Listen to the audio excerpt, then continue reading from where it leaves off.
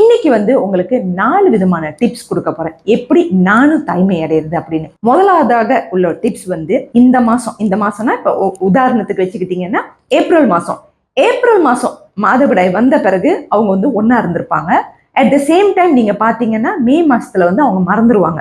So அவங்க என்ன நினைப்பாங்கன்னா, எனக்கு மே மாசத்துல மென்சஸ் வரல அப்படின்னு. மே மாசத்துல மென்சஸ் வரலன்னா ஜூன் மாசத்துல கண்டிப்பாக நீங்க வந்து ஐதர் ட்ராக்கர் இல்லைன்னா நீங்க யூரின் டெஸ்ட் செஞ்சு பார்க்கணும். இதுதான் வந்து ஃபர்ஸ்ட் உங்களோட ப்ரெக்னன்சி ஆகிறதுக்கான டிப்ஸ். அடுத்தது இரண்டாவதாக, எப்படி உங்க உடல் எடையை சரியா வச்சுக்கிறது, உங்களோட வெயிட். இது வந்து ரொம்ப ரொம்ப ரொம்ப முக்கியம்.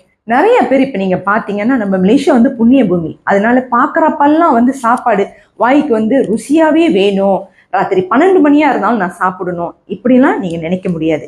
அதாவது நான் வந்து குழந்தைக்கு ரெடி பண்ணுற ஆசையாக இருக்குது எனக்கு, அதாவது நானும் வந்து ஒரு தாய்மை அடையணும் அப்படின்னு நினைக்கிற உங்களுக்கு ஃபுட் வந்து ரொம்ப ரொம்ப ரொம்ப இம்பார்ட்டன்ட். ஸோ அதனால உங்களோட உடல் எடை ஒபிசிட்டியாக இருந்தீங்கன்னா நீங்கள் உடல் எடையை கண்டிப்பாக நீங்கள் வந்து மெயின்டைன் பண்ணியே ஆகணும். ஸோ அதனால இந்த manage your body weight, okay, உங்களோட உடல் எடையை மேனேஜபிளாகவே நீங்கள் வச்சுருக்கணும். கொஞ்சம் சாப்பிட்டு உடம்பு ஏறிடுச்சா அதைத்தான் இலைக்க பார்க்கணும், தவிர நீங்கள் மேற்கொண்டு நீங்கள் தடியாக ஆகக்கூடாது.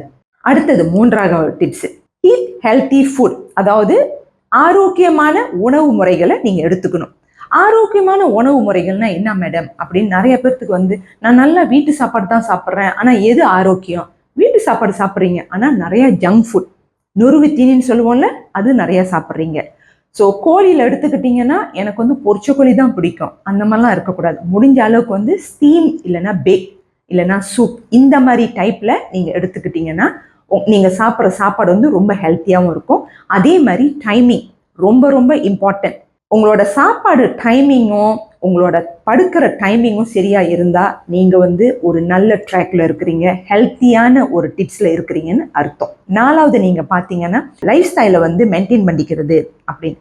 இதை பார்த்தீங்கன்னா பொதுவாக இப்போ உள்ள காலகட்டத்தில் வந்து எல்லாருமே வந்து நம்மளை வந்து நாடுறவங்க வந்து எல்லாருமே என்ன நினைக்கிறாங்கன்னா, மேடம் எனக்கு வந்து லீவே இல்லை, ஆனால் எனக்கு குழந்தை பாக்கியம் வேணும். நாங்கள் உடல் உலகில் இருக்கிறதே வந்து ஒரு மாதத்தில் ஒரு தடவை தான் இருப்போம். இப்படிலாம் நீங்கள் இருந்தீங்கன்னா கண்டிப்பாக அதில் ஒரு சக்ஸஸ் பார்க்க முடியாது. ஸோ ஸ்ட்ரெஸ் லெவலை நீங்கள் கண்டிப்பாக குறைச்சாகணும். அதே மாதிரி தூங்குறது, 8 hours தூக்கம் இஸ் வெரி இம்பார்ட்டன்ட். இதெல்லாம் நீங்கள் ட்ரை பண்ணி பாருங்கள், கண்டிப்பாக உங்கள் லைஃப்லையும் ஒரு மாற்றம் அடையும். நான் தான் உங்கள் வம்சம் கருவுறுதல் நிலையத்தின் நிர்வாக இயக்குனர் doctor Sathyavathi Azhagirisamy. Vamsam fertility and health care, making impossible possible. சாத்தியமற்றதை சாத்தியமாக்குவோம்.